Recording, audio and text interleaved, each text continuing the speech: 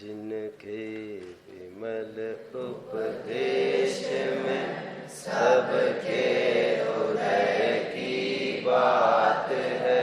समभाव समता भाव जिनका जगत में विख्यात है। जिसने बताया जगत को प्रत्येक कण स्वाधीन है। हरता न हरता कोई है, अणु अणु स्वयं में लीन है। आत्म बने परमात्मा हो शांति सारे देश में है। देश ना सर्वोदयी महावीर के संदेश में।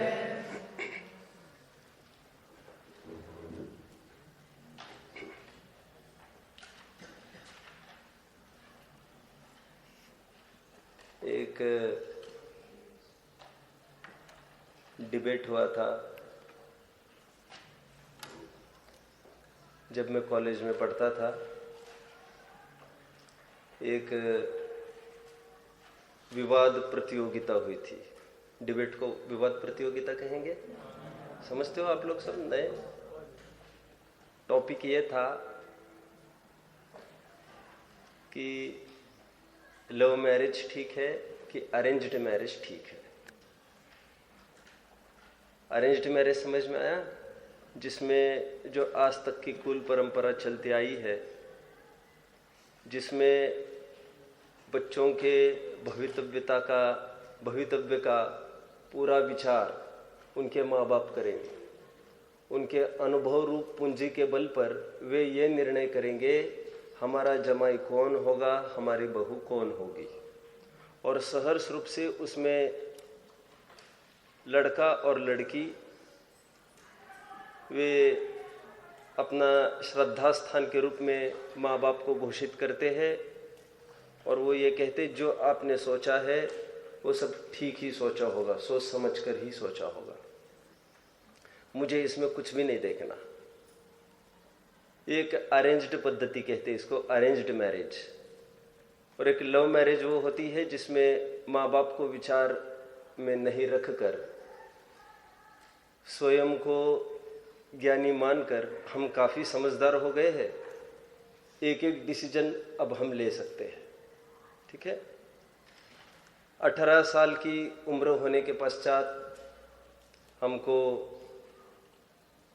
वोट करने का राइट मिलता है। जब हम संपूर्ण देश का भवितव्य निश्चित कर सकते हैं 18 साल की उम्र में, हम हमारे जीवन को निश्चित नहीं कर सकते? माँ बाप को पूछने की आवश्यकता पड़ेगी हमको इसमें। और माँ बाप को गौन करके, उनकी इच्छाओं को गौन करके जो विवाह होता है उसे लव मैरिज कहते हैं। एक लव मैरिज के गंधर्व विवाह जिसको कहते हैं, उसके समर्थन में एक पक्षधर ने एक बात रखी थी। उस बात को उठाकर मैं अपनी चर्चा प्रारंभ करना चाहूँगा। उन्होंने कहा था कि it is better if you accept the things what you like, otherwise you will have to like what you accept. अर्थ साधारण इतना सा ही बन गया इसका कि हमें जो जीवन में अच्छा लगता है उसको अंगीकार करो, जो व्यक्ति हमको अच्छा लगता है उसको अपना बनाओ, अथवा जो अपने जीवन में आएगा आपको मजबूरी में न चाहते हुए भी उसमें चाहत पैदा करनी पड़ेगी। दो बातें समझ में आ रही ना? आप लोग तो सब समझ रहे होंगे, नए बच्चे समझ रहे हैं। सुनने को कितना अच्छा लगता है। मजबूरन जो हमारे हाथ में पड़ा है वो मजबूरन आपको चाहत उत्पन्न करनी पड़ेगी, फीलिंग रखनी पड़ेगी यही अच्छा, यही अच्छा। उससे अच्छा ये है ना क्या है, जो अच्छा लगे उसी को हम खड़ा करें। सुनने को बहुत ही अच्छा लगता था, ये ऐसा लगता था कितना प्रबल बिंदु इसने खड़ा किया है। लेकिन परिस्थितियां हमारे हाथ में होती नहीं है, और हम जिसको चाहते हैं वो निरंतर हमको मिलता है, ऐसा नहीं होता है। मैं हमेशा एक छंद कहता रहता हूं, नीतिकार का, भर्तृहरि का।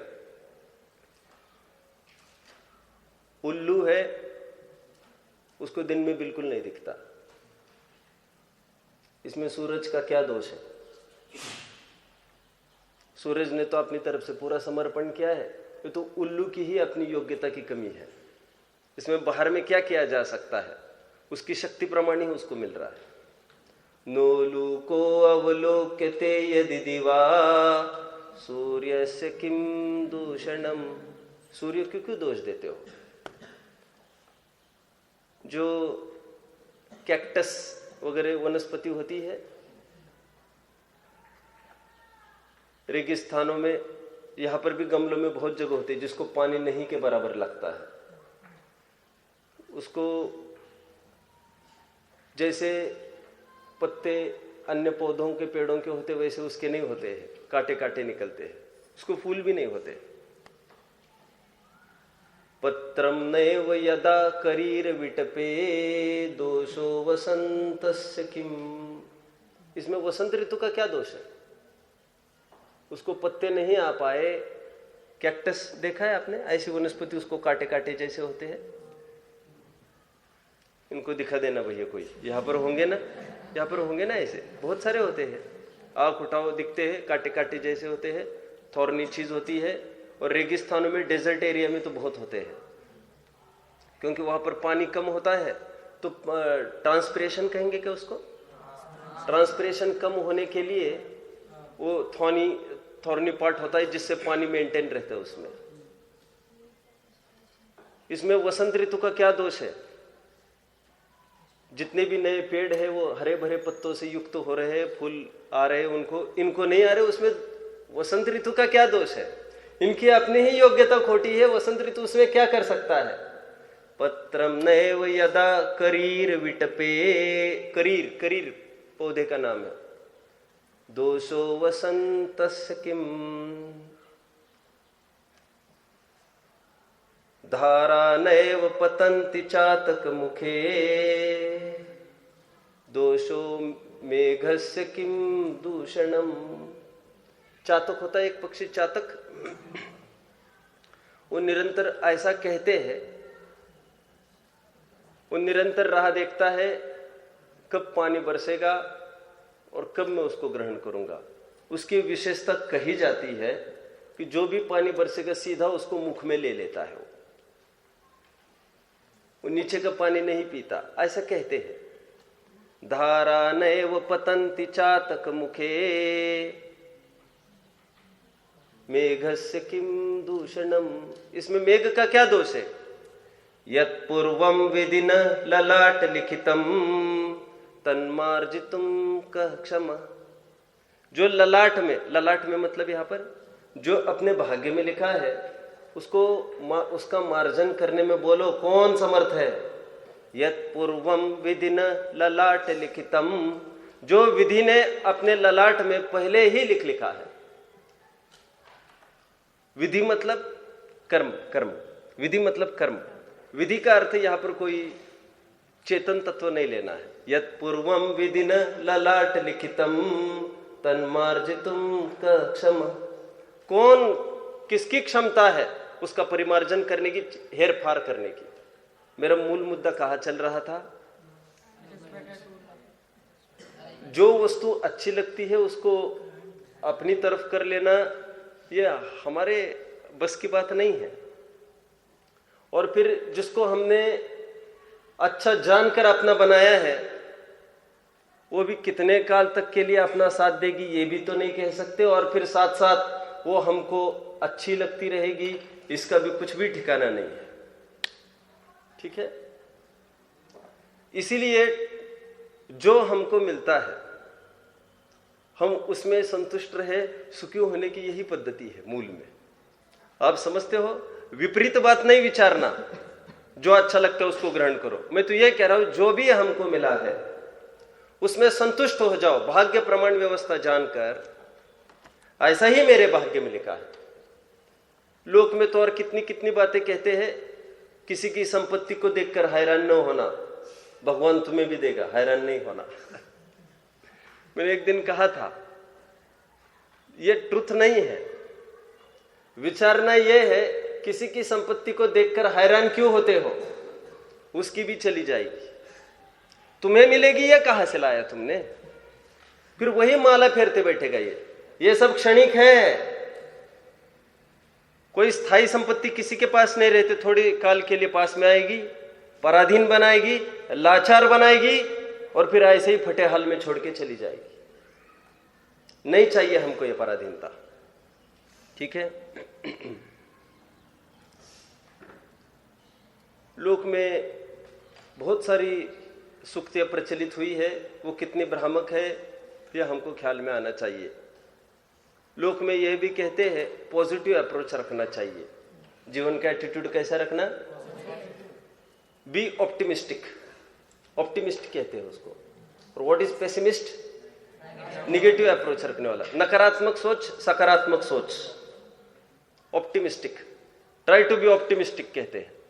तो सकारात्मक सोच वाला वो होता है जो ये कहता है, सोचता है आज कुछ प्रतिकूलता हमारे जीवन में खड़ी हुई है, वो हट जाएगी, हट जाएगी, हट जाएगी, सब है, सब है, धैर्य रखो, सबूरी का फल मीठा होता है, मीठा होता है। और सबूरी का फल मीठा होता है मतलब ये क्या समझता है, मिलेगा, मिलेगा, हमको मिलेगा। हमको ये थोड़ी कहना था सबूरी का फल मीठा है। हम समझते ही नहीं है लोग की सुक्तियों को भी, इसलिए दिक्कत खड़ी होती है और हमारा दुख कभी नहीं मिट पाता। पॉजिटिव एटीट्यूड किसको कहते हैं मनन लोक में? कोई काम बिगड़ जाए, एक्सीडेंट हो गया, हाथ टूट गया, ठीक हो जाएगा, ठीक हो जाएगा, चिंता मत करो। लड़का बिगड़ गया है, सब ठीक हो जाएगा, ठीक हो जाएगा, चिंता मत करो। पॉजिटिव अप्रोच रखो, पॉजिटिव अप्रोच रखो, अस्थिपरक सोच रखो। ये अस्थिपरक सोच इसको नहीं कहते सच पूछो तो। पॉजिटिव अप्रोच वो है, पेसिमिस्टिक वो है, पेसिमिस्ट वो है जो ये सोचे जो भी परिस्थितियां हो रही है वो सब ठीक ही हो रही है। सकारात्मक सोच समझ में आ रही है? क्योंकि ये तो भ्रामक आश्वासन है, सब ठीक हो जाएगा, सब ठीक हो जाएगा। हम जितने भी मरीजों को मिलते हैं, एक दादाजी को मिलने के लिए उनकी बहुत हालत खराब हो गई थी, जितने भी मिलते वे सब यही कहते सब ठीक हो जाएगा दादाजी, चिंता नहीं करना। और एक मैं ऐसा शख्स था जो मैंने उनको कहा दादाजी अभी और भी बिगाड़ हो सकता है, इसका भरोसा नहीं करना। उम्र के हिसाब से ही सब व्यवस्थाएं चलती है। आपको जो अच्छी लगे बात, जिनके वचन अच्छे लगे वे लोग अच्छे, ऐसा क्यों? वे तो राग मिश्रित बात करते हैं, लेकिन वस्तु स्वरूप किसी के राग की थोड़ी सुनता है। वस्तु स्वरूप तो यह है तत्रोचते, क्या वो तो होकर रहता है, ठीक है। लोकाश्चेतसि चिन्तयन्त्यनुदिनं कल्याणमेवात्मन। सभी लोग अपना अपना हित चाहते हैं, लेकिन सबका हित होने लग जाए तो ऐसे थोड़ी काम होता है। भवितव्यता को जो रुचता है वही होकर रहता है। तत्र रोचते, ऐसा पूरा छंद हो, 4 लाइन का पूरा छंद है ये। अब मुझे रिकॉल करने में थोड़ा टाइम लगेगा। क्या क्या निष्कर्ष बना? ए बोलो, सिद्धार्थ नाम है आपका, क्या निष्कर्ष बना? बोलो, क्या कहना चाहता हूं मैं? परिस्थितियों के अपने अनुसार बनाने का प्रयास मत करो। जैसी परिस्थितियां है उसको सहज रूप से स्वीकार करो, सुख शांति इसी में है। और जो हो रहा है होने दो, ये सब बाहर के नाटक है, ये सब विलाना ही इसका धर्म है। आश्चर्य तो ये है आज तक कैसे सुरक्षित था। ये विनश्वर स्वभाव वाली ये सभी वस्तुएं आज तक हमारे पास रही, ये क्या कम आश्चर्य था? संस्कार की चर्चा करने के लिए हमने 4 मूल मुद्दे उठाए। पहला मुद्दा कौन सा है? उसमें धर्म से सुख की प्राप्ति होती है, राइट, वेरी राइट। धन कन कंचन राज सुख सब ही सुलभ कर जान, बोलिए, दुर्लभ है संसार में एक यथार्थ ज्ञान। एक आत्म तत्व का ज्ञान होना, मैं आत्म तत्व हूं, ये सब बाह्य भाव है, परद्रव्य है, नश्वर है, छूटे ही हुए है, ऐसी सच्ची सूझबूझ उत्पन्न होना ये महादुर्लभ है। आगे चलकर भूधरदास जी कहते हैं, क्या कहते हैं? कह रहे मांगने से कल्प वृक्ष भी कुछ दे देता है, चिंतन करने से, बोलो लाइन बोलो, जाचे सुरतरु देय सुख चिंतत चिंता रैन। लेकिन धर्म ऐसी चीज है, आपको भीख मांगने की आवश्यकता नहीं है। बिन जाचे बिन चिंतये धर्म सकल सुख देन। इसलिए हे जीवो, धर्म का अंगीकार करो, पहला बिंदु। अभी दूसरा बिंदु हमने देखा था, धर्म किसका नाम? इच्छाओं का निरोध। जो जो इच्छाएं घटी, आप मैथमेटिक्स समझते हो? डायरेक्टली प्रोपोर्शनल, इनवर्सली प्रोपोर्शनल, कौन कौन समझता है? डायरेक्टली प्रोपोर्शनल, इनवर्सली प्रोपोर्शनल नहीं समझते आप लोग। टेम्परेचर बढ़ा तो प्रेशर, बोलो, घटता है। अरे एक आध जन तो बोलो, एक आध जन बोलो, हाँ, घटता है कि बढ़ता है? तो इसको कहते हैं inversely proportional. Temperature is inversely proportional to pressure. जो जो प्रेशर बढ़ेगा तो टेम्परेचर घटेगा। और यदि ऐसा होता, कैसा? जो जो आपकी गुणवत्ता बढ़ेगी तो आपको प्रशंसा मिलती जाएगी। तो ये डायरेक्टली रिलेशन फॉर्मूला है। यदि हम लगाए सुख का और इच्छाओं का फॉर्मूला, तो कैसे बैठेगा? नए मंगलार्थियों में से कौन बताएगा? नए मंगलार्थियों में से सुख का होना और इच्छाओं का होना, इसका रिलेशन ये डायरेक्टली रिलेटेड है, डायरेक्टली प्रोपोर्शनल कि इनवर्सली प्रोपोर्शनल? मैं अर्थ खोलूं, पहले अर्थ खोलूं, मत आप उसको छेड़ो, इजी वे में चलने दो। डायरेक्टली प्रोपोर्शनल मतलब जो जो इच्छाएं बढ़ेगी तो सुख बढ़ेगा, और इनवर्सली प्रोपोर्शनल मतलब जो जो इच्छाएं घटेगी तो सुख बढ़ेगा। ये इनवर्सली प्रोपोर्शनल का मतलब। तो आपको क्या लगता है वैसे? बोलिए आप, सेकंड लास्ट, हाँ बोलिए आप पक्का? कितने जनों का कहना ये इनवर्सली प्रोपोर्शनल होगा? इस लाइन में कितने जनों का कहना ये इनवर्सली प्रोपोर्शनल है रिलेशन? एक जन खड़ा हो गया है, और एक जन खड़ा हो गया है, और कोई है? आपको क्या लग रहा है सिद्धार्थ? जो जो इच्छा बढ़ेगी सुख बढ़ेगा कि घटेगा? हमारे भगवान को कितनी इच्छा है? हमारे भगवान को कितनी इच्छा है? पक्का? उनको अपने पूर्व भव के जो भी साथी संगाती होंगे वे भी आज भवसागर में भटक रहे होंगे। रामचंद्र जी आज कहां पर है? राम मोक्ष में है, और लक्ष्मण कहां पर है? आज नरक में। उनको थोड़ा राग सताता होगा कि अरे मेरे भाई, और जिंदा अवस्था में यह हालत थी, मरने की खबर भी उनको बर्दाश्त नहीं होती थी। एक साथ, एक नहीं, बोलो, 2 चिताएं जलेगी।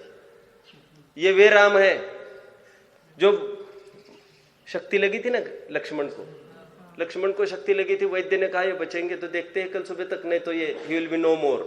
तो राम ने कहा था एक साथ 2 चिताएं जलेगी, मैं भी नहीं जी सकता मेरे भाई के बिना। आज वही धारणा होगी उनकी वहां पर। जो सीता के वियोग में इतने आकुलित हुए थे, आज भी सीता को कुछ सहयोग चाहते होंगे? कौन सीता और कौन दशरथ और कौन क्या? कोई राग नहीं यहां पर। तो इच्छाओं का पूरा निरोध हुआ और पूर्ण सुखी हुए। धर्म करते हैं कि नहीं? वे धर्म करते हैं कि नहीं भगवान? अरे पूर्ण धर्म को प्राप्त हुए, वितराग रूपी। दूसरे बिंदु पर हम आए थे, जो जो इच्छाएं घटती है तो सुख की प्राप्ति होती है, और इसी को धर्म कहते हैं। और जो जो पराधीनता है, अभी तीसरे बिंदु पर आओ। पहले तीसरा बिंदु कौन सा था? हम सब अपनी संतान को सुखी देखना चाहते हैं। तो चौथे बिंदु का हमने निष्कर्ष बनाया था सबने। वो चौथा निष्कर्ष क्या था? इसलिए हमें हमारी संतान को स्वाधीन बनाना चाहिए। और बच्चों को संस्कार लगाना मतलब यही है बिंदु अपना। बच्चों को संस्कारित कराना मतलब बच्चों को स्वाधीन कैसे बने ये विचार करना। पराधीन, बोलिए, सपने हु सुख नाही, तुलसीदास ने लिखा है। एक नीतिकार ने तो लिखा है, जीवितात्तु जीवानाम पराधीनाम मरणम वरम। क्या लिखा? बोलो। जीवों को पराधीनता में जीना, ये उससे अच्छा तो मरणम वरम, मरना बेहतर है। पराधीनता हमको बिल्कुल बर्दाश्त नहीं है। क्या? बोलो बोलो। स्वाभिमानी जीव क्या कहता है? सज्जन जीव क्या कहता है? भीख नहीं मांगेंगे। हमारे घर में जैसी परिस्थिति हुई है हम भूखे रह लेंगे, मांगेंगे किसी को कुछ नहीं। पराधीनात् जीवानाम मरणम वरम। ठीक है, मैंने इतना सारा क्यों घटित कर रहा हूं? हमारे संतान स्वाधीन कैसे हो, यह हमारा मूल मुद्दा चल रहा है। लाल बहादुर शास्त्री की एक घटना सुनाकर अपने प्रकरण में प्रवेश करेंगे। बहुत ही छोटी उम्र थी और जैसे छोटी उम्र में राग होता है, 10-12 जन साथी मिलके पास के एक खेत में गए और आम तोड़ने लग गए खेत से, वो पेड़ से। वो जो रक्षक था उसका गार्ड खेत का, वो दौड़ता आया, थोड़ा छिपके से आया, सबको आहट लगी, सब भाग गए और ये लाल बहादुर शास्त्री पकड़े गए। बहुत छोटी उम्र थी, आपसे भी छोटे होंगे। तो उन्होंने पिटाई करना चालू की तो उन्होंने इतना ही कहा, मुझे पता है आप मुझे क्यों मार रहे हो, इन सबको पिता है और मुझे कोई नहीं है ना बचाने वाला, इसलिए आप मुझे नहीं मारते हो, इसलिए आप मुझे मार रहे हो। तो तुम मारने वाले ने यह कहा, आप तो जानते ही होंगे ना, होंगे 1-2 साल के, तो वो उनके पिताजी चल बसे थे लाल बहादुर शास्त्री के। तो मारने वाले ने कहा, बेटा तुम्हारे पिताजी नहीं है, इससे तो तुमको विशेष जागृत रहना चाहिए। मैं अपने प्रकरण में प्रवेश कर रहा हूं। तुम्हारे माथे पर किसी की छत्र छाया नहीं है, तुमको स्वाधीन बनना सीखो। अभी एक एक बात पर तुमको विशेष सावधान रहना चाहिए। अभी तुम थोड़ी भी गड़बड़ी करोगे नहीं चलेगा, अभी कोई संभालने वाला नहीं है। तो उन्होंने तब भी कहा था उनको, मारने वाले को, हाँ मैं जीवन में प्रतिज्ञा करता हूं, मैं ऐसा कोई काम नहीं करूंगा, मैं स्वतंत्र ही अपना स्वयं का संबल बनाऊंगा और किसी के सहारे की मुझे आवश्यकता नहीं पड़ेगी। ये वे ही लाल बहादुर शास्त्री है। फिर आगे चलकर इतने स्वाधीनता को प्राप्त हुए, आगे जो भी है वो प्रेसिडेंट हुए, प्राइम मिनिस्टर हुए, जो भी हुए। और आगे चलकर जब ये और भी जेल में जब गए थे, जेल में सबको व्यवस्था रहती थी, धोबी वगैरह लगा था, तो वहां पर भी अपने अपने कपड़े धोते थे। उनका ये कहना रहता था, ये तो हम घर पर रहकर जितनी स्वाधीनता करते थे, हम जेल में आकर उसको भी भुला देवे, ये नहीं हो सकता। फ्री फोकट की कोई व्यवस्था जो हमको पराधीन बनाए, ऐसी व्यवस्था हमको बिल्कुल नहीं चाहिए। मैंने क्यों कहा ये? जेल में परतंत्रता में रहते हुए भी उनका निश्चित डेफिनेट शेड्यूल चलता था और सब स्वाधीन अपना अपना काम करना। अब देखेंगे जितने भी जेल में भी रहे हैं, मेरे पास आया था एक, मैंने तो वहां पर देखा था, अभी मेरे पास है नहीं, सद्दाम हुसैन का, वो जेल में जब था तब का इंटरव्यू था पूरा, और अपने सॉक्स धोते समय पूरा आया था, अपने अपने हाथ से सब कैसे करता है। मैं मेरे हाथ से सब करता हूं, मुझे पहले से आदत है। जितने भी राजनेता जितने भी बड़े हुए हैं, आज मैंने कहा ना, मुझे बहुत दुख होता है, आज को हॉबीज पूछते हैं बच्चों को तो क्रिकेट अनुत्पादक श्रम, क्या कहते हैं इसको, शास्त्रीय शब्दों में इसको अनुत्पादक श्रम कहते हैं। यूजलेस क्यूब, बस जोड़ते बिगाड़ते रहते हो, वही करते रहो, उलझाते रहो, सुलझाते रहो, उलझाते रहो, इससे किसी का कुछ नहीं हाल नहीं होना है। हम कोई ऐसी कला डेवलप करें जिससे हमारा भी कल्याण हो, दूसरों का भी कल्याण हो, और वो हमको हॉबी लगने लग जाए। सोशल वर्क हॉबी हो सकती है कि नहीं, लेकिन आश्चर्य, कोई भी हॉबी में ये नहीं बताता। माँ बाप की सेवा करना हॉबी हो सकती है कि नहीं? हॉबी कोई ऐसी चीज थोड़ी होती है उठपटांग चीज है। अच्छी चीज को हॉबी बनाओ हमारे जीवन में। ये समझ में आता है आपको? बुजुर्गों के साथ जितना समय आपका व्यतीत होगा वो अनुभव से युक्त होगा, आपको अच्छी अच्छी शिक्षा मिलती जाएगी। ठीक है। अब्राहम लिंकन का भी कुछ लाया हूं मैं आज, उनकी बुक ही पूरी लाया हूं मैं यहाँ पर। ये जो चाहेंगे ये बुक भी पढ़ सकेंगे, मेरे पास तो है काफी, जिन्होंने पढ़ भी ली है। मैं कुछ बिंदु भी पढ़ के दिखाना चाहूंगा इसमें से, और थोड़े से पत्र भी ले आया हूं मैंने सर्च किए हैं, जो मैंने मुक्ति को, जब मुक्ति मेरे से दूर रहती है तो उसको किस प्रकार चिट्ठियां लिखी है, वो भी थोड़ा सा सैंपल यहाँ पर लाया है। हम हमारे बच्चों को किस प्रकार संस्कारित कर सकते हैं, और निरंतर चर्चा वार्ता के माध्यम से, और मूल तो हमारा जीवन ही उस रूप ढाल देवे हम, जिससे हमको बोलना बहुत ही कम पड़े। एक बात मैं निरंतर कल रात में भी कहता रहा, प्रतिकूलताएं हमारे बच्चों के ऊपर आ रही है, आने दो। मैंने 4 लाइन कल पढ़ के दिखाई थी, कोई यहां से बोल के दिखाएगा? अनितेश है आपके पास? बोलो, खड़े रहकर कोई बोल के दिखाएगा, बोलो हार्दिक। भटकने में अर्थ होता है, टूटना टूटेगा भी कोई। अच्छे से बोलो, वहां तक सुनाई देना चाहिए। भटकनों में अर्थ होता है, भटकनों में अर्थ होता है, भटकनों में अर्थ होता है। पहली लाइन, भटकन मतलब प्रतिकूलताओं का आना, ठीक है, उसमें अर्थ होता है, मतलब वे भी निरर्थक नहीं होती, वे भी हमको बहुत सिखाती है। कोई ट्यूटर कोच नहीं सिखा सकता इतनी प्रतिकूलता, एक थप्पड़ सिखा देती है प्रतिकूलता के आपको, ठीक है। जिसको पुलिस कानून का ज्ञान करना हो, एक बार पुलिस स्टेशन की हवा खा के आए, बस उसको सब कुछ ज्ञान हो जाता है, ठीक है। बोलो, टूटना कब व्यर्थ होता है? तीसरी लाइन, जिंदगी कच्चे घड़े जैसी है। जिंदगी कच्चे घड़े जैसी है, कच्चे घड़े सी है, ऐसा बोला था मैंने।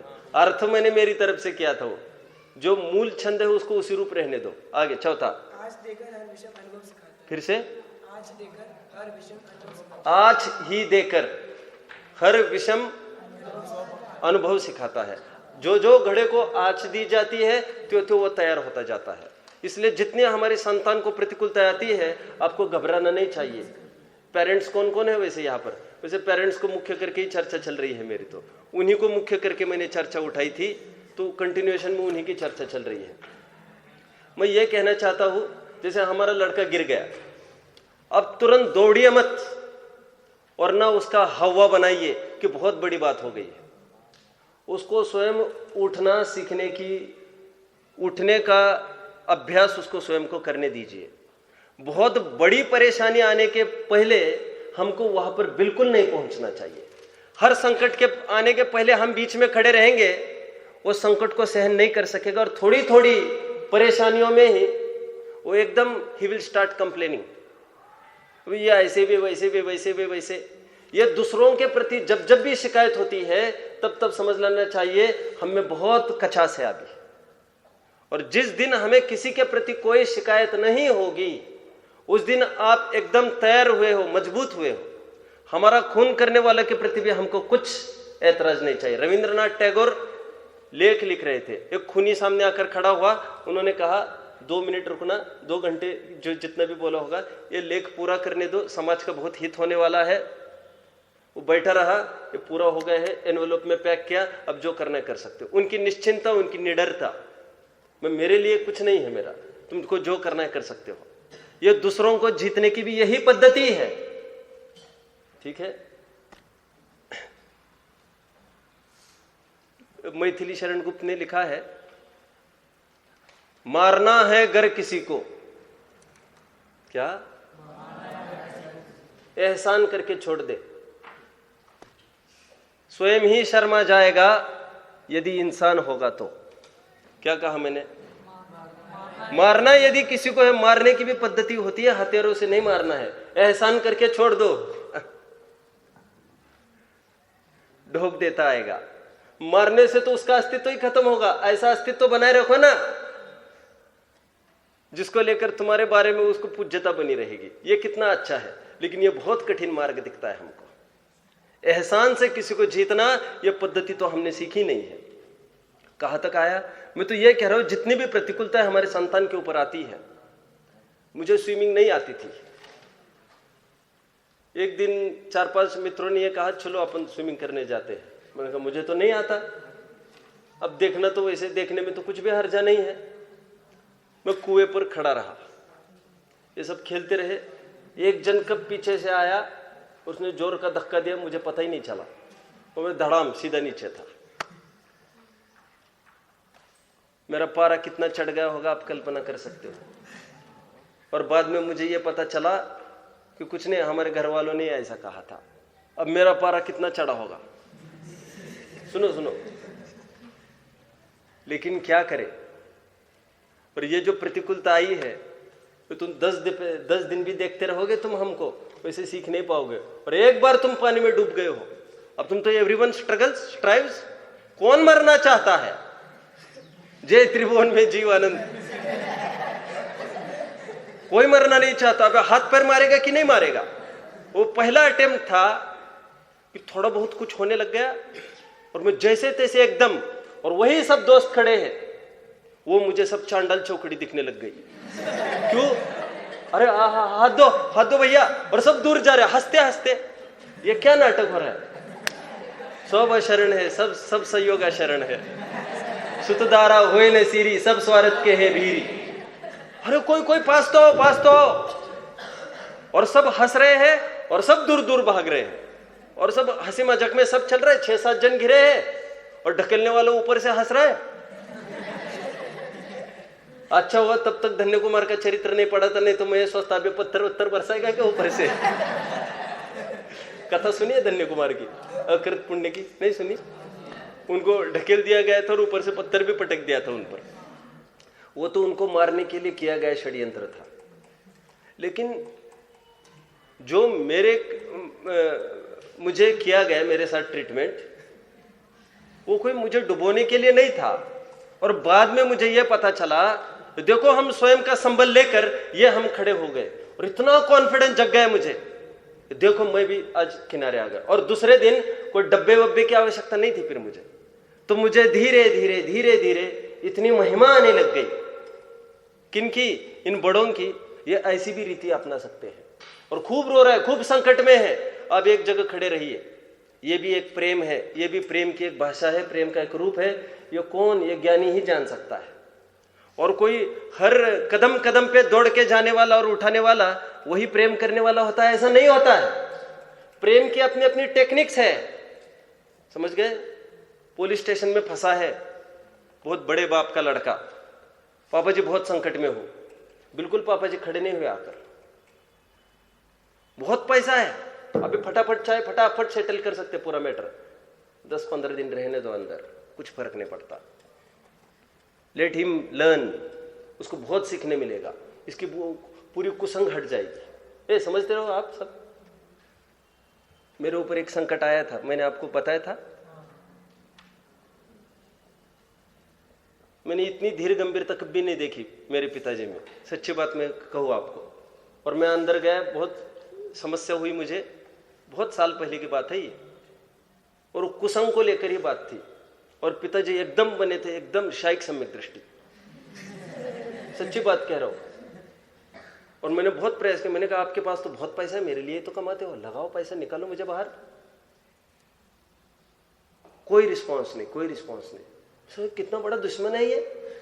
नहीं सुनिए, रियली मुझे हर घड़ी हर घटना में ऐसा ही लगता रहा, ये कितने बड़े दुश्मन है हमारे। कहते एक पल पल पई पई तुम्हारे लिए कमाया है ये पूरा सब, रात दिन एक कर करके, और आज मेरी ये नौबत है। लेकिन माँ बाप तब तक ही बर्दाश्त करते ही ये सब, जब तक तुम्हारी जान नहीं चली जाए।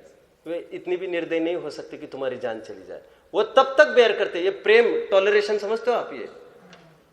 ये प्रेम की अपनी उनकी एक, उनको ज्ञान में है पक्का कब तक हम टॉलरेट कर सकते हैं। पहले जमाने में विद्यार्थी को जब सौंपा जाता था गुरुजी के पास, एक बहुत बड़े साहित्यिक हुए महाराष्ट्र में, आपको सब पढ़ना चाहिए वास्तव में, साने गुरुजी, आपने नहीं सुना? एक फिल्म भी बनी थी उनके ऊपर।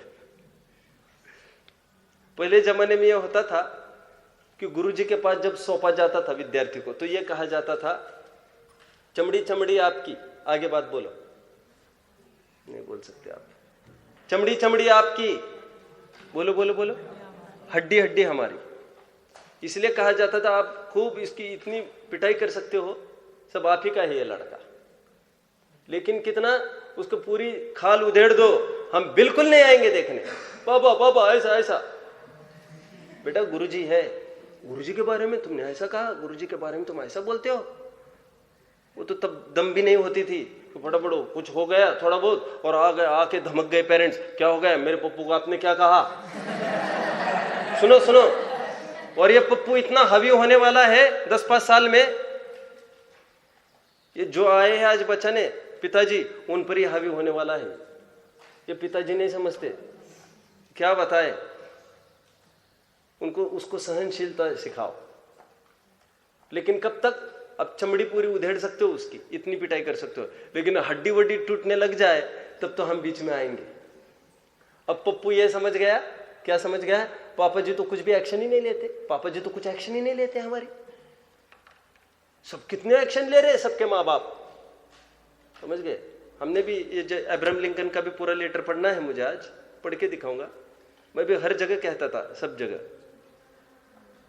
कोई गलती हो गई हमारी लड़की से, वहां पर भी कहता था आप प्रार्थना में सबके आगे बुलाइए, उसकी जो भी आपका, दूसरों के लिए भले ही आप कंसिडरेशन करो, मेरी बच्ची के लिए बिल्कुल कंसिडरेशन नहीं चाहिए। और आप समाज को सिखाना चाहते हो तो हमको मोहरा बनाकर सिखा सकते हो आप। क्या कहा मैंने? नहीं समझ में आ रहा। वहां पर भी कहता था मैं ट्रस्टियों को, मैंने कहा ये विद्वान क्या करते हैं, बाकी के कौन कौन क्या करते हैं, टाइम पर कौन क्या लेता है, पूछने की दम नहीं आपकी।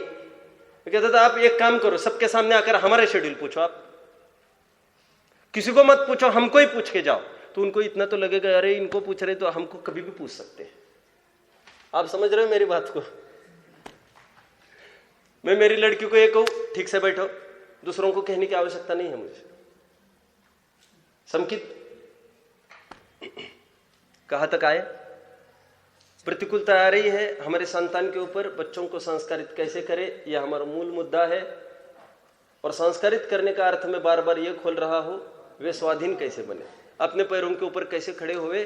संस्कार का अर्थ तो दूसरा तीसरा कुछ नहीं होता है, उनको बहुत चीजें रटाना वह भी एक पार्ट है, लेकिन वह पार्ट भी केवल उसी के लिए है वो स्वाधीन बने। सीता की इतनी सारी कहानियां सुनाई, वो इसी के लिए सुनाई। किसके लिए सुनाई? कि तुम्हारे जीवन में संकट आएगा तो तुम तैयार रहना, ये इसके लिए है। ये सब सुनने ही सुनने के लिए कुछ नहीं है ये। फिर बाद में हमको ये नहीं कहना पापा ऐसा, पापा जी वैसा, पापा जी वैसा। बेटा हमारा तुम्हारा कोई संबंध नहीं है, या तो आर्य का दीक्षा ले लो, एक अवसर तो ये है, अथवा जहां पर हो वहां पर चौथे पांचवें गुण स्थान में जहां पर रहकर आप भेद विज्ञान कर सकती हो। मैं निरंतर कह रहा हूं, डाइवर्स की, सुसाइड्स की कोई पद्धति जैन दर्शन में स्वीकृत नहीं है। आत्महत्या नहीं, बोलो आत्म साधना का यत्न करना चाहिए हमको। और आत्महत्या करना ये तो नपुंसकता है, अरे कानूनन अपराध है, बाकी छोड़ दो। क्या है ये? कानूनन अपराध है, आएंगे लपेट में ले लेंगे तुमको। आत्महत्या नहीं कर सकते आप, अच्छा कानून लगाया इन्होंने। ये थोड़ा सा प्रतिकूलता है अब्राहम लिंकन पर जो आई, मैं पहले ये पढ़ के दिखाऊंगा आपको। अब्राहम लिंकन जो आज पूर्ण विश्व में प्रसिद्ध हुए, वो किसके पीछे? मैंने तो ये बहुत साल पहले एक हॉस्पिटल में पढ़ा था, मैं बहुत इम्प्रेस्ड हुआ था। तब मेरी उम्र होगी 8th-9th स्टैंडर्ड का होऊंगा। तो मैं बहुत छटपटाया कि आज मेरे पास क्यों नहीं है ये। थोड़ा थोड़ा है जितना मुझे याद है, लेकिन पूर्ण रूप से मेरे सामने आ जाया है। मैं सहज ही सर्च कर रहा था, इसमें मिल गया है, लेकिन ये हिंदी में है। मैंने तो इंग्लिश में पढ़ा था, कोई फर्क नहीं पड़ता, भाषा से तो कुछ फर्क ही नहीं पड़ता है। 10 साल की उम्र में खेती में असफल हो गया, प्रारंभ हो रही है, अभी बोलना नहीं बीच में कोई। 10 साल की उम्र में खेती में असफल हो गया, पढ़ा है इसको? पढ़ा।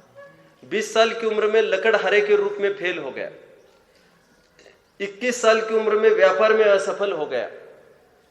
22 साल की उम्र में पहला स्थानीय चुनाव हार गया। 24 साल की उम्र में प्यार में असफल हो गया क्योंकि उसकी प्रेमिका की मौत हो गई। 27 साल की उम्र में नर्वस ब्रेकडाउन का शिकार हो गया, स्वास्थ्य की खराबी, लोगों ने आधा पागल घोषित कर दिया। 34 साल की उम्र में फिर चुनाव हार गया, कई साल तक लगातार असफल वकालत की। 45 साल की उम्र में फिर चुनाव हार गया। 47 साल की उम्र में उपराष्ट्रपति बनने में असफल रहा। 49 साल की उम्र में फिर सीनेट का चुनाव हार गया और अंत में 52 साल की उम्र में 52 अमेरिका का 16वां राष्ट्रपति बना। इस गजब के धैर्यवान, आत्मविश्वासी और आम आदमी की जीवटता के प्रतिरूप वाले व्यक्तित्व का नाम अब्राहम लिंकन है। बस ये हो गया लेख। ये उन्होंने प्रीफेस के रूप में इतना डाल दिया।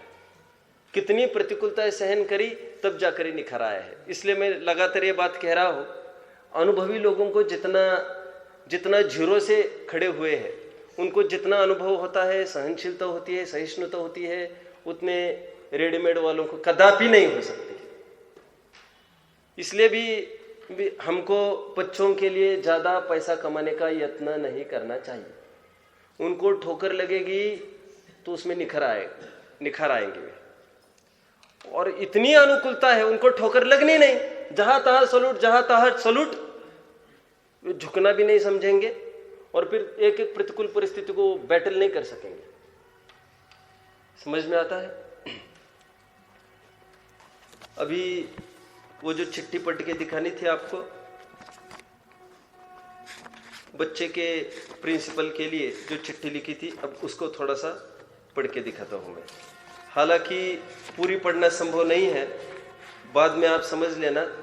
मैं थोड़ा सा यहाँ से पढ़ के दिखाऊंगा आपको, थोड़ा सा जो इम्पोर्टेंट बिंदु है, क्योंकि 2-3 पेज की ये पूरी चिट्ठी है।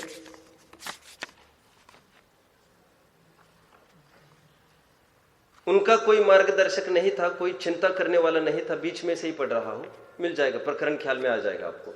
लेकिन अपने बच्चे के लिए वे यह सब कमियां नहीं रहना देना चाहते थे। जब उनका पुत्र स्कूली शिक्षा प्राप्त कर रहा था, तब लिंकन ने स्कूल के हेडमास्टर को पत्र लिखा कि उसके पुत्र को किस प्रकार की शिक्षा दी जाए और उसे भावी जीवन के लिए किस प्रकार तैयार किया जाए। यह उस समय की बात है जब लिंकन व्हाइट हाउस में रह रहे थे। यहाँ पर प्रस्तुत है लिंकन का वह ऐतिहासिक दस्तावेज जो उन्होंने उस समय स्कूल के हेडमास्टर को लिखा था। पत्र का भावार्थ यहाँ पर दिया जा रहा है। मैं सब कुछ नहीं पढ़ूंगा, आपको थोड़ी सी रूपरेखा ख्याल में आई। ये रूपरेखा किसकी है बोलो आप बोलो। अब्राहम लिंकन ने क्या किया? अपने बच्चे को जहां स्कूल में दाखिल कराया, उस स्कूल के प्रिंसिपल को बोलो चिट्ठी लिखी। वो चिट्ठी यहाँ पर मैं पढ़ के दिखाना चाहता हूँ। और चिट्ठी में क्या लिखा होगा, इसको एसी का कमरा देना, इसको सब व्यवस्था अलग करना, ऐसा कुछ भी नहीं मिलेगा आपको। ठीक है? ये इतनी प्रतिकूलता में खड़ा, इसलिए मैंने पहला भी प्रकरण इसलिए पढ़ा, ये प्रतिकूलता में खड़े हुए वाले थे। ठीक है? और अभी बच्चे ने जन्मते ही सब अनुकूलताएं देखी है, तो उसमें उतना नहीं हो सकती बात। इसलिए भी ये चाह रहे हैं कि उसमें भी उतनी दम आए। समझ रहे हो? हमारे टाइम का भी मुझे याद है ना, हमने सब मेहनत कर करके स्वयं पढ़ते थे ये सब। हमको ट्यूशन तो एक भी नहीं रहती थी। हम भी चाहते हैं, मैं कभी भी कोई भी बात होती है, बच्चे कहते हैं हमको ऐसे लिखने दिया है, हमको लेटर लिखने दिया है, कभी फर्स्ट स्ट्रोक में कभी भी 10-10 रुपए दफे रोती है, मुझे लिख कर दो, कभी नहीं होगा ये ऐसा। जो महानिर्दयता लगती है आपको, हम जानते हो बहुत दया कर रहे हैं हम आपके ऊपर, आप प्रयास करो, हम उसमें से मिस्टेक्स दिखाएंगे और फिर हम भी तुमको लिख कर दिखाएंगे, लेकिन फटाफट नहीं, आप मेहनत करो पहले। समझ में आता है? और एक बात मैं हमेशा कहता रहता हूं, आप हमारे बारे में आज क्या सोचते हो, हम बिल्कुल नहीं सोचते। हम ये सोचते हैं आप आगे चलकर हमारे बारे में क्या सोच बनाओगे, कि हाँ वाकई में ऐसे कोई हुए। उसके लिए हमको भी बहुत धैर्य चाहिए, क्योंकि आज बहुत गालियां सुननी पड़ती है हमको। और आगे जाओगे तो आप हमारा नाम लोगे, और हमारा नाम क्या, तब हम रहेंगे नहीं तो नाम के भी क्रेज की तो कोई बात ही नहीं। आज तो गालियां ही खा रहे हैं हम, होने दो, हम हमारे हिसाब से अच्छा कर रहे हैं सब। देखिए क्या कहते हैं, बीच बीच का ही पढ़ रहा हूं मैं। समाज में शत्रु और मित्र पहले से नहीं होते। सिखा सकते हो तो मेरे बेटे को सिखाओ कि कौन बुरा है कौन अच्छा है। बता सकते हो तो उसे बताना कि चालाक और विद्वान में अंतर होता है। जहां एक दुर्जन होता है वही सज्जन भी होता है। दुष्ट लोगों की सफलता का सच भी उसे बताना, पर यह जरूर बताना कि बुरे यंत्रणा और आदर्श प्रेरणा देते हैं। सभी नेता स्वार्थी ही नहीं होते, समर्पित नेता भी होते हैं, ये भी सिखाना। और आगे लिखा है, ये मित्र और शत्रु बनाने से बनते हैं, कुरूप और सुरूप दृष्टि के अनुरूप होते हैं। बता सकते हो तो उसे बताना कि करुणा पाने से बेहतर है करुणा जताना। कृपा से मिले बहुत सारे धन से बेहतर है मेहनत से थोड़ा सा पाना। ये समझ में आता है आपको? मैं रेडीमेड ही गद्दी दे दूं मेरे किसी विद्यार्थी आदि को, अथवा मेरे बच्चे को ही ले लो, तुम कल से प्रवचन में चालू करो, उसमें उतनी दम नहीं है। समझ में आता है? ये तो पार्शलिटी हो गई ना। उसके दम पर उसको सिलेक्शन होने दो, उसका कोई चिट भी मत लगाओ, ये मेरा लड़का है, इसको थोड़ा सा विशेष रूप से ट्रीट करना। क्या आप समझ गए? तो सच्ची परीक्षा होगी। कृपा से मिले हो गया, सिखा सकते हो तो उसे सिखाना, हार के बाद भी मुस्कुराना। बता सकते हो तो उसे यह भी बताना कि ईर्ष्या और द्वेष प्रतियोगिता की भावना के प्रतिद्वंद्वी है, हमको ईर्ष्या नहीं करना चाहिए। हार होने पर भी मुस्कुराना सिखाओ, क्योंकि हार और जीत दो पार्टी से कोई ना कोई तो हारेगा कि नहीं हारेगा, और आज जिसके हारे कल उसकी जीत है। इसलिए मैं तो कहता हूं, एक गेम ऐसा हुआ मेरे सामने जिसमें मैच हो गई, एक टीम जीत गई, इतने चिल्लाने लगे हम जीत गए जीत गए, सामने वाली पार्टी इतनी चिल्लाने लगे हम हार गए, ये हम हार गए हार गए हार गए। देखो ये मोमेंट्स ये शायद ही कोई देखे जीवन में, ऐसा भी कभी हो सकता है। और कहते हैं, और सच पूछो तो जीतने वाले के ऊपर उपकार है हारने वालों का। समझ गए? लोग पैसा ले लेकर हारते हैं, हम बिना पैसा लेकर हारे। मैच फिक्सिंग में और क्या होता है? बड़े बड़े नेता लोग फंसे हैं इसमें, और हमने ये कितना कौशल दिखाया। इसलिए आपको जानकर बहुत खुशी होगी। वैसे तो आपको तो अभी बहुत नए लोग हो आप, हमने तो जब देखा है क्रिकेट मैचेस वगैरह, पहले ये रिचर्ड्स वगैरह ऐसे क्रिकेटर्स थे ये, और मैन ऑफ द मैच हो कुछ और ऑपोजिट टीम का कोई है, उसको वहीं पर शाबाशी देना, उसका सत्कार करना, बहुत खुशी व्यक्त करना, ये वहीं पर होता था सब। This is sport, this is not enmity. ये कोई अपना विरोध भुनाने के लिए खड़े नहीं हुए। इंडिया पाकिस्तान मैच है तो बहुत जोश भी आता है ना, ये उसी की कणी का जोर मारती है, आपको वैर और वैमनस्य भाव की कणी का जोर मारती है। और तो और किसी को डिफीट नहीं करे, पाकिस्तान को डिफीट करे, ये बहुत बड़ी बात है हमारे लिए। ये शत्रु हमारे अंदर छिपा है। ये तो गेम इसके लिए होती है कि जो तानातानी वहां पर हो रही है कश्मीर बॉर्डर पर, वो तानातानी कैसे यहां पर कंट्रोल में आए, उसके लिए यह प्रयास है हमारा, लघु प्रयास, कि हम दो टीम से एक साथ मिले। ये भी जिसको लेख पढ़ना है, मेरे पास लेख है एक, अभी 6 महीने पहले लिखा है मैंने, स्पोर्ट्स के ऊपर लिखा है मैंने। What is sport? सब ये मुक्ति को ही मुक्ति के राग को ही मुख्य करके लिख कर दिया। उसमें पूरा ये थीम खड़ा किया है मैंने कि स्पोर्ट ये भावना है जिसमें दो व्यक्ति जुड़ने का अवसर होता है, दो टीम्स जुड़ने का अवसर होता है, अरे दो देश जुड़ने का अवसर होता है, संपूर्ण विश्व एक साथ जुड़ जाता है। एक सेकंड में विश्व को आपको मित्र बनाना हो तो स्पोर्ट ये बहुत सुंदर चीज है। और उसमें एक दूसरों के प्रति जो हेट्रेड की भावना है, हेट्रेड समझते हो, वैमनस्य बैर की भावना है, चूर चूर होने में समय नहीं लगता, और उसको लगेगा तो तुरंत दौड़ते जाएंगे हम वहां पर। हम उसकी मजा नहीं लेने बैठे हैं यहाँ पर। और कौन जीतता है कौन हारता है ये तो भाग्य की बातें होती है, ठीक है। हम तो जो जीतेगा हम उसको सपोर्ट करेंगे। अक्सर हम स्टेडियम में देखते हैं कि वो पर्टिकुलर वो हमारी तरफ से कोई प्लस में जाए तो हम उसके लिए क्लैप करने को तैयार है, और अच्छे मैच नहीं हुए तो उसकी धुनाई होती है बाहर, तुमने क्या किया, ये क्या किया, वो क्या किया। अरे तुम ऐसा नहीं करना चाहिए तुमको। Life is very easy. और ये स्पोर्ट्स के जितने भी साधन हैं वो हमें खुश करने के लिए है, एक भी हमें दुखी करने के लिए नहीं था। इसके बाद कोई भी छड़ाए, हम जीत गए हम हार गए, क्या बोलोगे सिद्धार्थ? ये जीवन जीने की कला है, और जहां पर आप खड़े हो वहां पर ये सीख सकते हो आप। समझते हो? कभी इंफीरियरिटी कॉम्प्लेक्स मत लाओ, हमारे पास ऐसे कपड़े नहीं, हमारे पास ऐसे जूते नहीं। मुझे ये सबसे बड़ी तकलीफ है। मेरे पूरा एक विद्यापीठ है वहां का, एक बार पूरा किसी कार्यक्रम में गया, एक बच्चा नहीं जा पाया। मैंने उसको पूछा क्यों नहीं गए, वो बोले सब जना अच्छे अच्छे कपड़े में गए, मेरे पास अच्छा ड्रेस नहीं है। ये इंफीरियरिटी कॉम्प्लेक्स हम में नहीं आना चाहिए। और हम किसी को बाह्य भेष से भी आकर्षित करने का बिल्कुल प्रयास नहीं करें। ये उन्हीं के चित्त में दुर्गंध हो सकती है। हम जो हमारे आत्मिक गुण है वो सदा काल हमारे साथ है। ये समझ में आ गया? और ये दिखावटी रिलेशन नहीं होगा। जो ये रिलेशन डेवलप करोगे आप, ये दिखावटी नहीं होगा, ये सच्चा रिलेशन होगा। ठीक है, ये पूरा है, ये आप इसको बाद में पढ़ सकते हो। दूसरों को आतंकित करने वाला दरअसल स्वयं ही आतंकित होता है, क्योंकि उसके मन में ही चोर होता है। ऐसे लोगों को हटाना सबसे आसान होता है। उसे दिखा सको तो दिखाना किताबों में खोया हुआ खजाना, पर यह भी बताना कि दूसरों की लिखी किताब पढ़ने वालों से बेहतर है खुद किताब बन जाना। शेक्सपियर, ये कौन, ये लिंकन। दूसरों की किताब पढ़ने से बेहतर क्या है? स्वयं ही किताब बन जाना। करनी और कथनी में कुछ भी अंतर नहीं रखते। ये लिंकन का लेटर है। मेरे बच्चों को झुकना सिखाओ, बड़ों का आदर करना सिखाओ। कितनी तड़पन, जैसी तड़पन लिंकन को हो रही है, ऐसी तड़पन यदि एक एक में निरंतर प्रिंसिपल को मिला हो, और कभी भी स्कूल के रिजल्ट को लेकर नहीं। हमें नैतिकता प्रधान है। हम पूना छोड़ के आए हैं। आज पूना जैसे एजुकेशन कहीं नहीं है वर्ल्ड में। होगा कहीं तो मुझे नहीं पकड़ना कर, कहीं कमी नहीं है हम।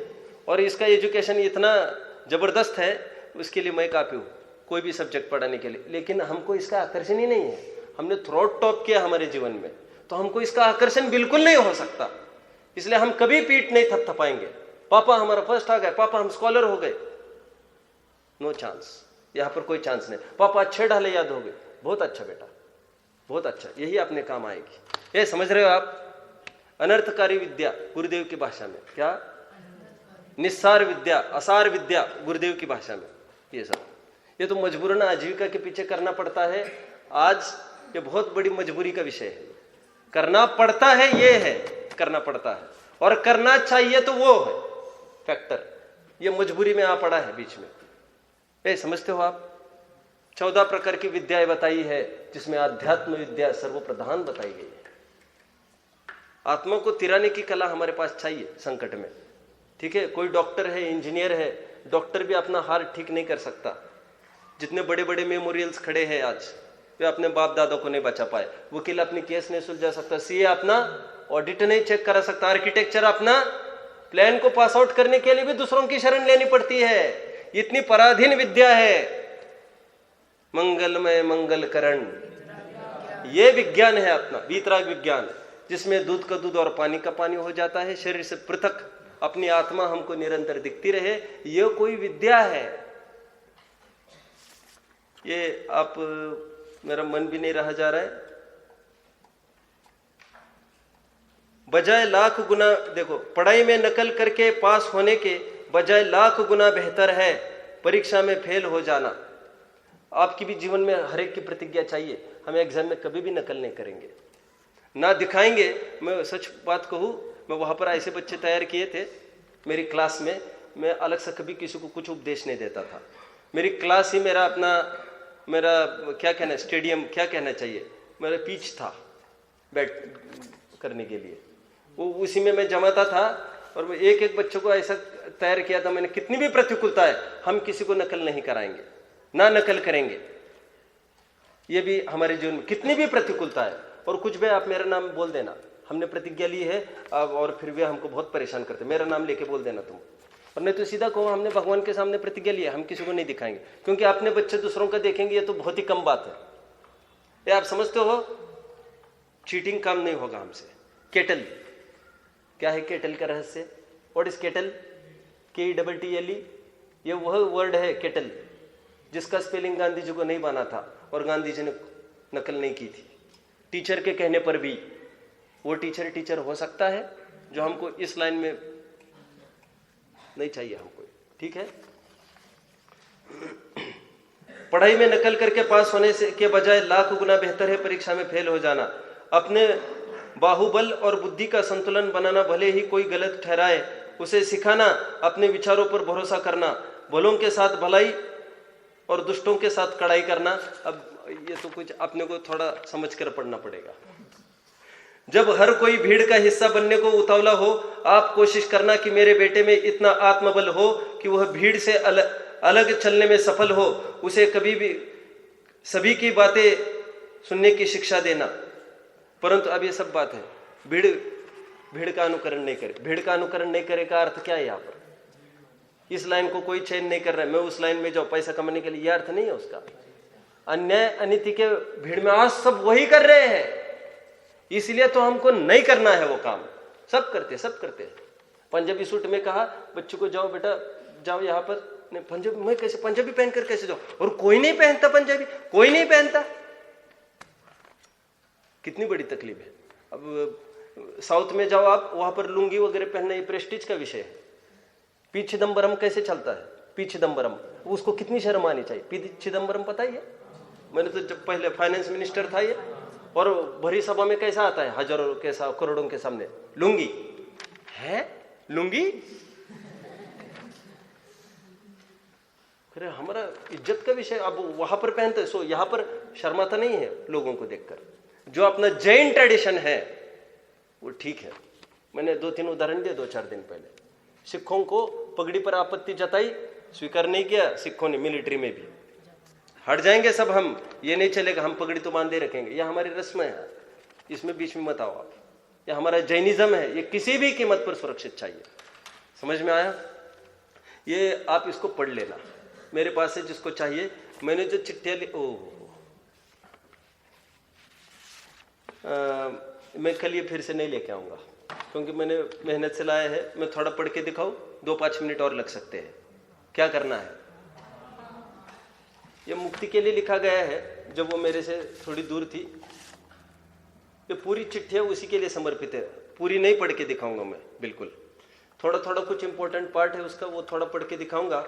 लेकिन दिस इज वर्थ रीडिंग, जो चाहे वो पढ़ सकता है इसको। होनहार बिटिया मुक्ति जय जिनेन्द्र, आशा है सब कुशल होगा। स्वाध्याय अमृत पान के बल से कुशलता संभव है। भूल भलैया स्वरूप इस जगत में कहीं खो न जाना। विषयों की चकाचौंध मन हरण होती है, परंतु इंद्रजालवत जानकर दूर ही से उसका त्याग हो। विभाव में अनंत काल बीता है और उसका फल भी पाया है। सब तरफ से मिलते हुए उच्छिष्ट भोज के इनविटेशन कार्ड्स अब हमको न डिगा पाए। बेटा यह बचपना है, बचपना अर्थात जहां पर बचना ही बचना है, विभावों से, असत कल्पनाओं से। लोक में कहते हैं ना, बचाओ बचाओ आग आग, इस अपनी आत्मा को बचाओ, संसार सागर में डूबने से बचाओ, पराधीनता के आग से, दाह से बचाओ, पराधीन विषयों, पराधीन इंद्रियों लोलुपता से बच निकलो। बचपना, बचपना का अर्थ चल रहा है यहाँ पर। और फिर आगे सहारा का भी थोड़ा सा अर्थ किया है। पर के सहारे से उत्पन्न सुख सच्चा सुख नहीं है, तो सहारा का थोड़ा सा ऐसा ब्रेकेज के, सहारा, वो हार लिए हुए ही है, वो अपने स्वभाव से हारा छूटा जीव ही बाहर सहारा ढूंढता है। ये पूरी चिट्ठी है इसकी। एक पोएम भी लिखी है, इसकी भी 2-4 लाइंस पढ़ के दिखाता हूं, जिसमें लिखा है मूल तो, अबला नहीं सहिष्णु बलि बनो। क्या कहा बोलो? अबला, ऐसा क्यों कहा मैंने? अबला, महिलाओं को अबला कहा जाता है। अबला नहीं सहिष्णु बलि बनो, राजुल सीता का रूप बनो। पद पद पर है अपार दुख, यदि परिणति रहती बहिर्मुख। पल पल में है कुबेर धन, यदि बनो निकांक्ष विज्ञान घन। आदर्श ही लेना है तो विरागियों का, अज्ञानियों के बहकावे से नहीं डग पीछे लेना। बेटी शिक्षा मान बड़ों की, बड़ों की मतलब, बड़ों की मतलब इसमें 2 अर्थ समाहित हो रहे हैं। एक तो बड़े जो घर में है बाप दादाओं की, इसमें मैं तो शामिल हो ही जाऊंगा, और मूल तो भगवान की। बेटी शिक्षा मान बड़ों की, भगवान की ब्रैकेट में लिखा है। फल सुमधुर ही चखोगी, पिता की करुणा भरी सीख यह। पिता को, दौल को कॉमा में डाला जाता है ना, पिता के 2 अर्थ बनेंगे। कौन पिता?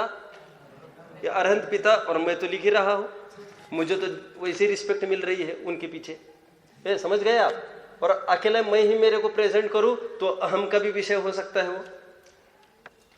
पिता की करुणा भरी सीख यह, अल्पकाल में सहज फलदायी है। सम्यक एकांत यह, नियम है अटूट यह। त्रिलोक उथल पुथल हो, पर रक्षित है शांति यह। 3 लोक उथल पुथल हो जाए लेकिन जो आत्म शांति है, जो अपने आश्रय से, आत्मा के आश्रय से उत्पन्न हुई शांति है, वो सदा रक्षित बनी रहती है। ये हमारा इंश्योरेंस पॉलिसी है। जिनको चाहिए ये ले सकते हैं। हम बच्चों को किस प्रकार संस्कार दे सकते हैं, आगे बढ़ा सकते हैं, हमारा प्रकरण ये चल रहा है। यदि आप चाहते हो, कोई पेरेंट्स वगैरह यहाँ पर बैठे वाले, दोपहर में कुछ लेना हो फिर मेरे पास आते रहते हैं। यदि आप चाहते हो तो आप कह सकते हो, तो यहाँ पर भी मैं आपको जो टाइम देंगे तो दोपहर में यहाँ पर भी चल सकेगा, देख लेना। ओम नमः।